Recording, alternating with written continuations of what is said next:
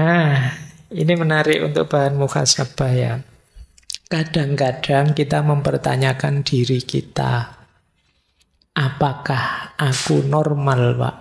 Apakah saya baik-baik saja, Pak? Kalian tidak usah takut, tidak usah frustasi, tidak usah galau kalau merasa tidak baik-baik saja. Wong normal tidak normal itu tergantung parameternya. Di situ saya tulis misalnya, normal dan tidak normal itu bisa dari banyak pendekatan. Bisa normal tidak normal itu pendekatannya sosiokultural, sesuai kewajaran di tengah masyarakat. Kadang-kadang di masyarakat tertentu ini normal, di masyarakat yang lain tidak. Nah, jadi kadang-kadang kalian juga begitu, merasa tidak normal karena tidak cocok saja dengan kesepakatan masyarakatnya. Mungkin tidak ada hubungannya dengan benar salah, tapi yo kalah dari sisi populer saja. Di situ saya kasih contoh ini. Kalau di buku ada contoh, di budaya tertentu menangis meratap pada pemakaman orang asing itu biasa. Tapi di budaya yang lain dianggap tidak normal. Wong pemakamannya orang asing kok sampai menangis meratap-ratap. Nah ini namanya budaya. Ada satu daerah, kalau teman-teman disuguh makan, harus habis. Tapi di daerah yang lain, kalau teman-teman disuguh makan, justru jangan habis.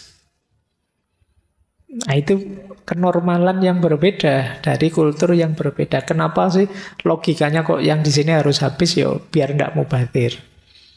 Sementara yang sini jangan sampai habis, biar kita tidak dianggap nek basa Jawa ini geragas. Disuguhi banyak sekali yo, habis semua kan gitu. Ya, makanya kalian harus pinter-pinter ya kalau bertamu di tempat yang jangan sampai habis ya kalau ngambil makanan yang banyak nanti biar tidak habis.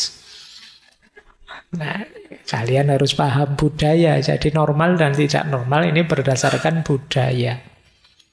Ada yang berdasarkan fungsi, namanya pendekatan fungsional. Disebut normal kalau kita bisa melakukan apa saja sendiri, mandiri. Bisa makan sendiri, bisa sekolah sendiri, bisa jalan sendiri, bisa apa-apa mandiri. Terus, oh berarti kamu sehat. Nah ini namanya fungsional, kamu normal. Nah yang tidak bisa sendiri, perlu bantuan, perlu dorongan, orang menyebutnya tidak normal. Ini namanya pendekatan fungsional saja. Ada kalanya normal dan tidak normal itu berdasarkan zamannya saja. Zaman dulu normal, zaman sekarang tidak normal. Nah, normalnya berubah hari ini. Nah, ini pendekatannya sejarah. Makanya kalian jangan kaget, kan banyak itu sekarang yang lapor-melapor guru dan murid itu. Zamannya berubah ternyata. Tidak sama dengan dulu. Kalau zaman saya kuliah dulu, ya kadang-kadang setiap hari Senin itu gurunya ganti penggaris. Iya, karena tiap hari Senin kita disuruh baris, dilihat kukunya. Kalau panjang-panjang kukunya dipukul pakai penggaris, gitu ya. Kadang sampai penggarisnya patah. Itu kalau hari ini bisa ditangkap polisi, gurunya dianggap penganiayaan. Tapi zaman dulu normal. Itu berarti pendekatan sejarah normal tidak normal itu. Ada kalanya pendekatan situasional, ya lihat situasi. Di situasi tertentu normal, tapi di situasi yang berbeda ya tidak normal. Kamu kuliah misalnya pakai baju tidur, orang menyebut kamu itu tidak normal, kuliah kok pakai baju tidur. Nah berarti apa? Salah situasi, bukan berarti pakai baju tidur itu keliru, tapi tidak pas situasinya. Nah kalau baju tidur kamu pakai tidur baru pas, ini namanya situasional. Situasinya apa, kamu melakukan apa. Normal dan tidak normalnya tergantung situasi. Ada pendekatan medis. Kalau ini ya berdasarkan vonis ahlinya. Kalau ingin tahu normal atau tidak, ketemu dokter, ketemu psikiater, ketemu psikolog. Ada normal dan tidak normal itu berdasarkan statistik. Mayoritas. Itu seperti syairnya Ronggo Warsito itu, menangi zaman edan. Di zaman edan justru yang waras akan dianggap edan karena semua orang edan. Kalau semua orang sudah edan, yang tidak edan akan dianggap edan. Yang waras dianggap tidak normal karena semua orang sudah tidak normal lagi. Ini namanya statistik. Ini normal dari aspek statistik. Mayoritas, minoritas. Jadi kalian tenang saja kalau ada orang bilang, kamu itu dasar ndak normal. Lu ndak normal dari perspektif apa dulu? Apakah perspektif kultural? Apakah perspektif sejarah? Apakah... Jadi biar kamu ndak terlalu stres kalau dianggap ndak normal ya. Ternyata normal tidak normal itu ya parameternya banyak macam-macam. Kadang baik-baik saja ya disebut tidak normal karena salah situasi misalnya. Mungkin kalian sering salah kostum atau salah apa, itu kan situasional. Atau ya vonis dokter saja, kan itu kata dokter. Kalau saya sih kan ada orang yang begitu. Nah, normal dan tidak normal, ya sakit tidak sakit tergantung saya lah. Masa tergantung dokternya, kan ada orang kayak begitu. Nah, ini ukuran-ukuran normal atau tidak. Tapi meskipun begitu, kalau ini kan standar. Kalian tidak baik-baik saja kalau ada gejala-gejala ini. Ini kita belum masuk ke agama ya, ini masih mencermati diri kita, ini waras apa tidak. Ada banyak, ini sebagiannya dulu ya. Kita tidak baik-baik saja, coba dicek. Teman-teman ngalami ini enggak? Yang pertama apa? Moodnya berubah secara drastis. Tiba-tiba sedih dalam sekali, tanpa alasan. Atau seperti orang ekstase, ceria luar biasa, padahal ya enggak ada apa-apa. Itu alamat tidak baik-baik saja. Jadi moodnya tiba-tiba sangat drop atau tiba-tiba sangat melambung, tidak terkendali. Nah, kalau ada gejala-gejala seperti ini, ambil nafas sebentar, mundur sebentar. Ada yang tidak beres. Atau yang kedua, ada masalah dengan tidur. Entah sulit tidur, entah berlebihan tidur, kokean turu. Pinginnya tidur saja. Nah, mulai pagi sampai sore tidur saja. Kemungkinan ada masalah. Atau sebaliknya, sulit tidur. Ada masalah. Jadi kalau kalian berhari-hari sulit tidur, mungkin ada problem dengan mental. Yo, kalau ndak bisa tidurnya malam ini saja atau 1-2 malam, mungkin karena kokean ngopi atau karena ada apa, itu mungkin bisa. Memang niatnya melekan mungkin bisa, tapi yang terus-terusan ndak bisa tidur, ada masalah pasti. Atau yang ketiga, berat badan. Naik drastis atau turun drastis, alasannya ndak jelas. Kamu ndak sadar. Tiba-tiba kok naik atau tiba-tiba turun. Mesti ada masalah. Ya kan, tapi kalau kamu sengaja diet atau sengaja makan banyak itu beda. Memang kamu sengaja. Tapi ini kamu sebenarnya tidak ingin diet kok tiba-tiba kurus. Kamu juga perasaan makan itu biasa-biasa tapi kok gemuk. Atau selera makanmu tidak terkontrol, kemungkinan ada masalah. Atau kamu menyendiri. Kamu pingin sendiri, tidak mau diganggu dalam waktu lama.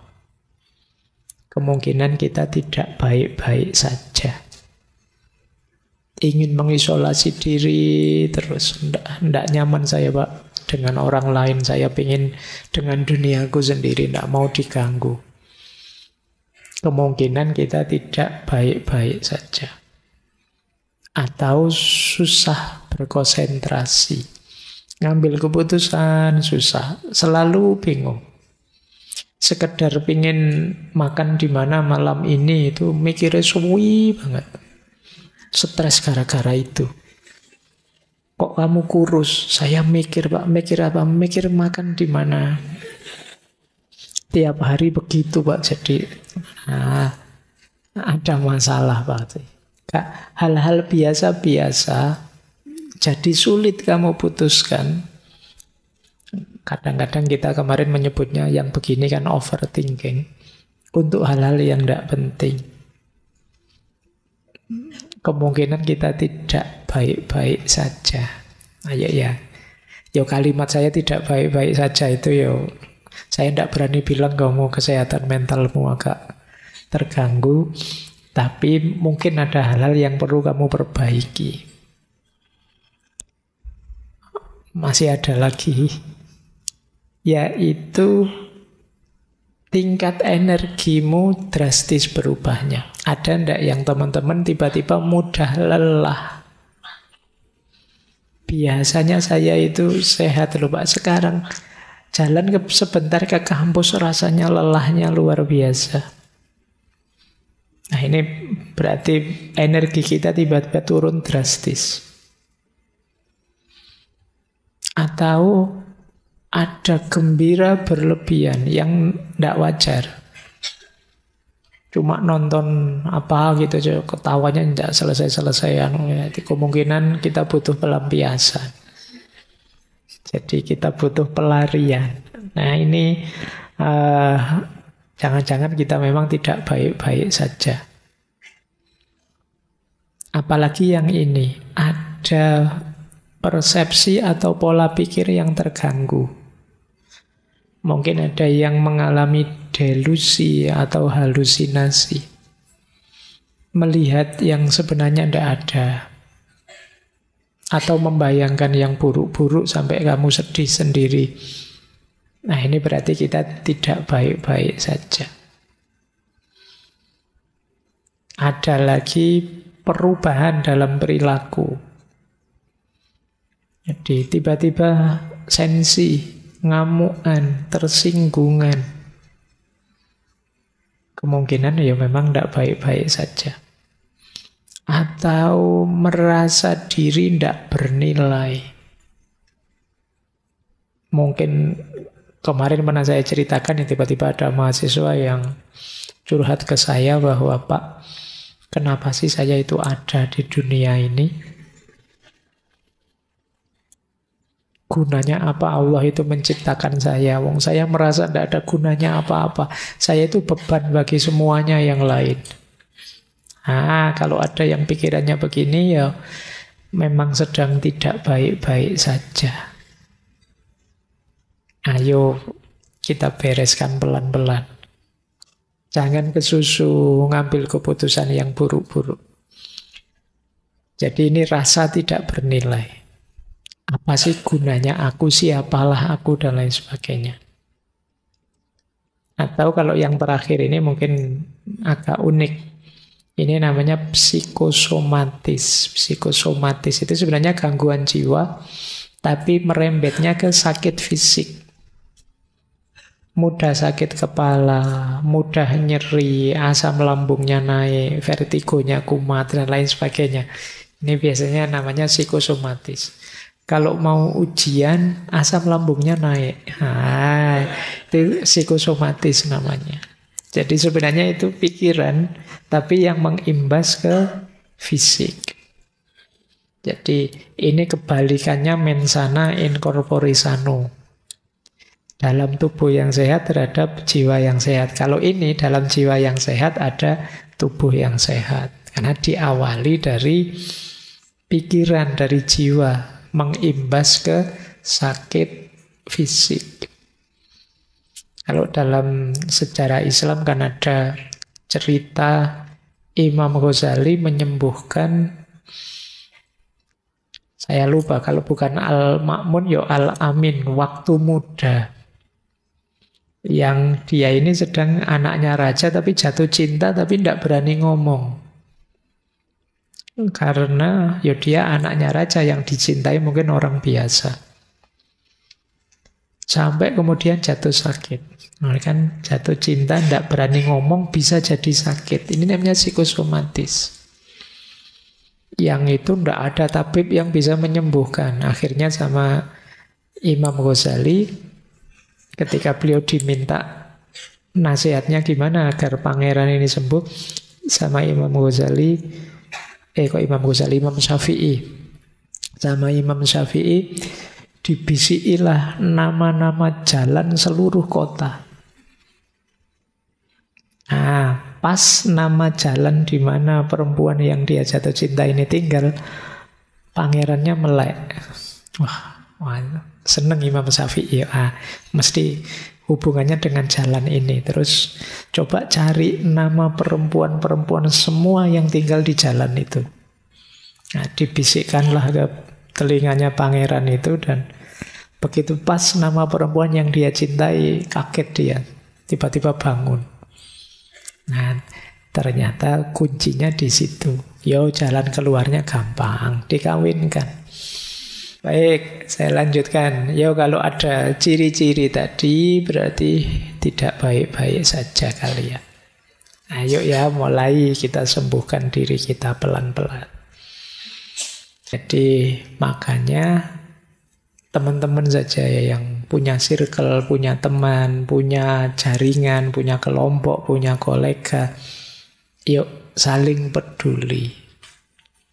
Karena kadang-kadang sahabat kita, teman kita yang dalam kesulitan dalam aspek mental ini, sulit sekali kita mendeteksinya. Ayo saling peduli, saling mendukung. Kalau sakit fisik gampang. Kita sering dapat berita, teman kita yang ini sakit ini sekarang opname, ketahuan, tinggal kita jenguk di rumah sakit, selesai.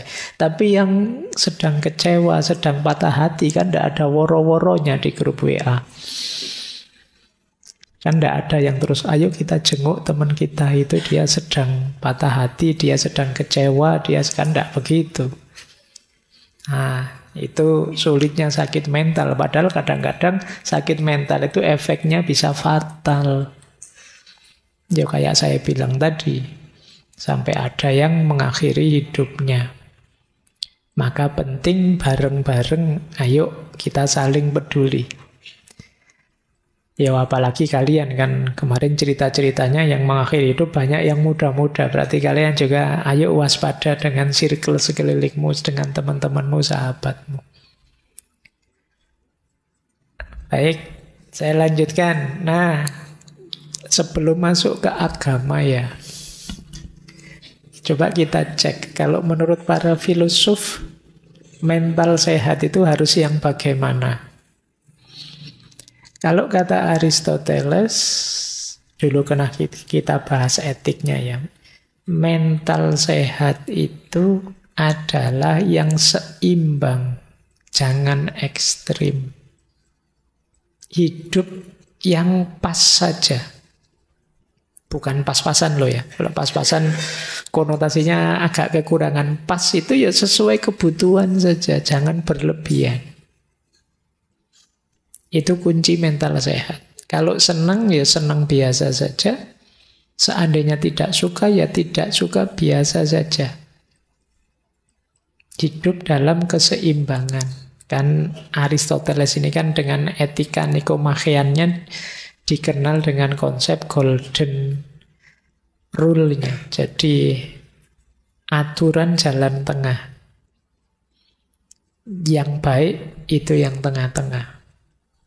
Jangan berlebihan, jangan kurang, jangan lebih. Kan itu ada hadisnya juga, khairul umuri awsatuha. Sebaik-baiknya segala sesuatu itu tengahnya. Jadi ambil tengahnya, kecuali donat. Ya, donat tengahnya rawono. Jadi maksudnya jangan berlebihan. Kalau kamu berlebihan nanti mesti ada efeknya ke mental. Termasuk berkekurangan. Termasuk mungkin hari ini kan waktu kampanye, kalian suka dengan satu calon, benci dengan calon yang lain, ya monggo saja, tapi jangan berlebihan. Biasa saja. Suka tidak suka itu biasa. Pilihanmu beda dengan yang lain juga biasa. Ayo seimbang saja, yang wajar saja. Biar apa? Biar mental kita sehat. Biar nanti setelah pemilu tidak membanjiri rumah sakit jiwa. Jadi ini anggap proses normal, proses biasa saja. Itu versinya Aristoteles begitu, jangan ekstrim. Kalau versinya Epikuros, inginkan hidup itu memang wajar. Orang menginginkan kenikmatan. Epikuros ini kan yang dianggap pelopornya hedonisme, tapi dia pun punya konsep kenikmatan yang kita kejar. Kalau tidak ingin berbalik jadi kesusahan, ambillah kenikmatan yang alamiah saja.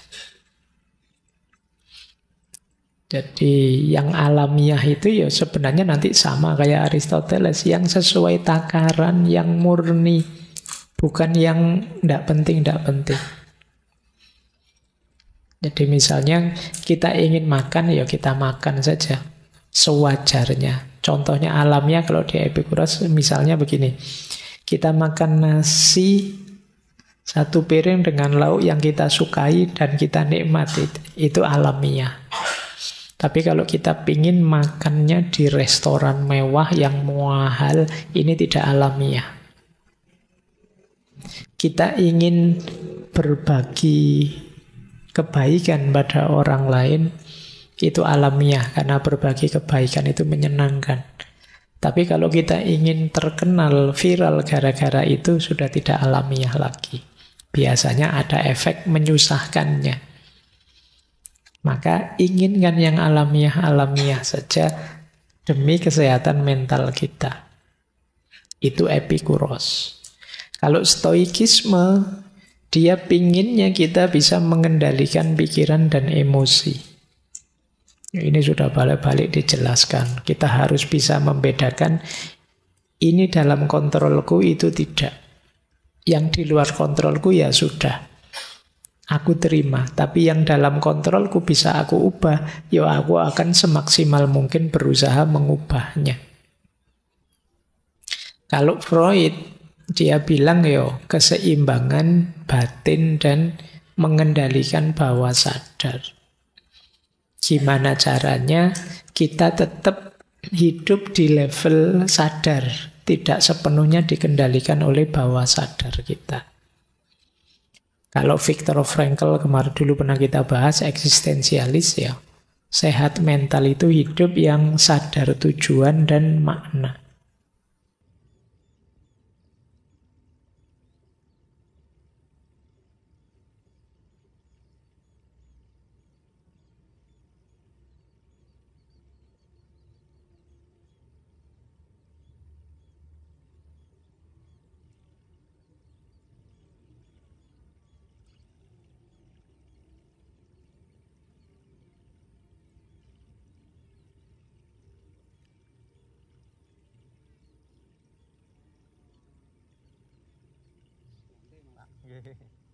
Masul.